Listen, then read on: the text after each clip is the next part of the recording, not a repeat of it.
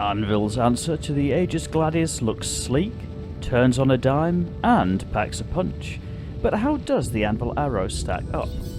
I'm Forrester, and in this video I'll be reviewing the Star Citizen ship, the Anvil Arrow. Star Citizen is currently in alpha testing, with the Arrow as one of the flyable ships.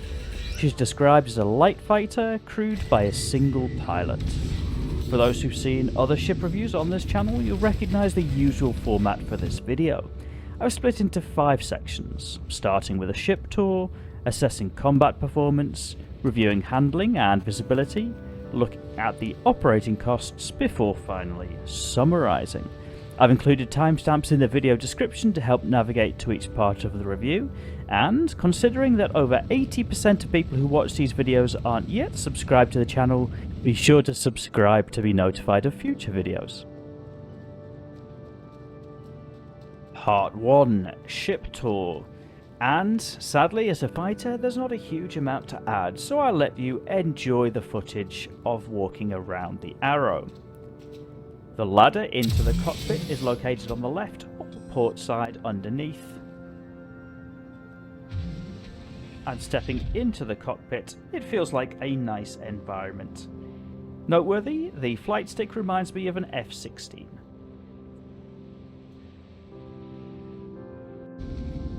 Part 2.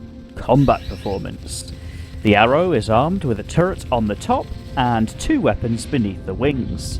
The dorsal turret carries 2 size 1 weapons defaulting to Bulldog repeaters, and the size 3 mount beneath each wing comes armed by default with a gimbaled size 2 Scorpion GT215 repeater.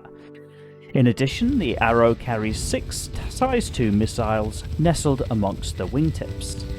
All of that makes up for a fairly reasonable amount of firepower for a light fighter.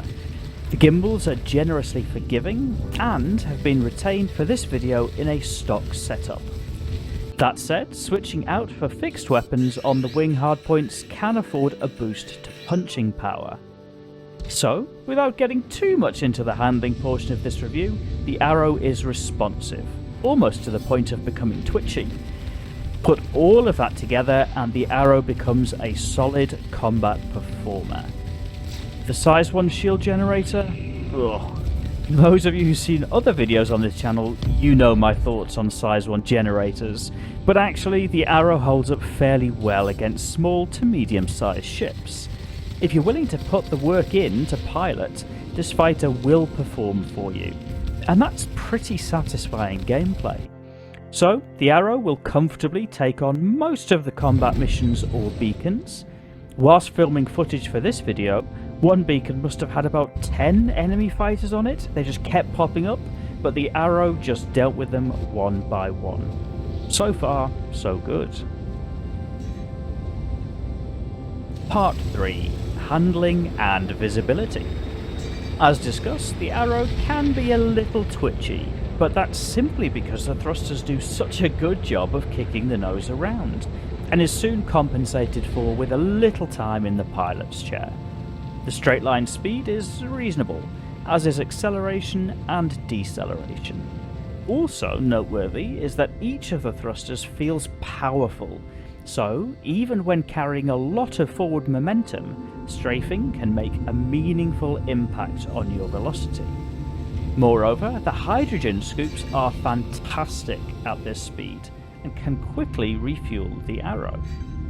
In a vacuum, that makes for a very manoeuvrable fighter. Controlling those high speeds when near the surface of a moon takes some getting used to, but feels rewarding when you can pull it off. This is a ship that will let you push to the limits, but will be cruel if you push too far. Planet side, only try to fly with the landing gear up. As soon as the gear is down, the Arrow becomes hard to tame. But with the wings spread, the Arrow flies smoothly, including at speeds above the default speed limit. Visibility from the cockpit is good. There are a couple of support struts, but largely speaking they don't block forward or side view, and it's more than sufficient to give a clear view for takeoff and landing, or in combat situations. Within the cockpit itself, the stacked multifunction displays are a clever use of space. Sadly, and it's been a lot of praise so far, the Quantum Drive is a disappointment. The speed of the Quantum Drive actually seems okay, it's the range that's disappointing. All in all, the Arrow can cover about a third of the Stanton system in a Quantum hop. Part 4. Operating costs. So, to begin with, the good news. The Arrow is very cheap to operate. Running any kind of combat mission will push you into a profit, with costs unlikely to exceed 1,000 Alpha UEC. But those combat missions are going to be your bread and butter if you're looking to turn a profit. That's because there's no cargo storage or internalized storage for delivery missions or passengers. So the Arrow is largely confined to combat missions. But for a combat-oriented player, that's just fine. Most of the contracts, the Arrow will happily chew through the targets. The claim jumper missions require a little more care, as the strength of the weapons platforms can overpower the Arrow, but with careful piloting, they're within the realms of possibility. And Part 5, the verdict. Coming in at $75, or about 1 million Alpha UEC, the price for the Arrow comes in ever so slightly cheaper than the Gladius. And that feels quite fair. In a straight comparison between the two, I'd say the Gladius comes out on top, as I prefer the tankier feel to it, as well as the heavier hitting triple size 3 versus the dual plus turret on the Arrow. But the Gladius is a little more expensive, so the Arrow is a nice option to save $15. And much of my commentary there is personal preference. Because I love the Gladius, there isn't really much performance difference between the two. That said, there are other alternatives around this price point that can do a lot more. For example, the Avenger, which opens up other gameplay options for cargo running or delivery missions, and does a good job with combat too. It's not as strong at the combat side of things as the Arrow, but the additional versatility makes it more suitable for a starter type ship.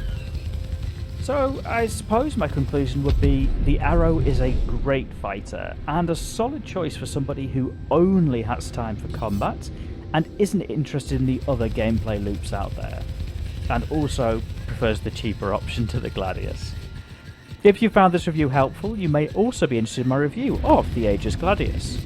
Please also subscribe if you'd like to see future Star Citizen content, and check out the video description for details of my active Star Citizen organisation. Thank you for watching.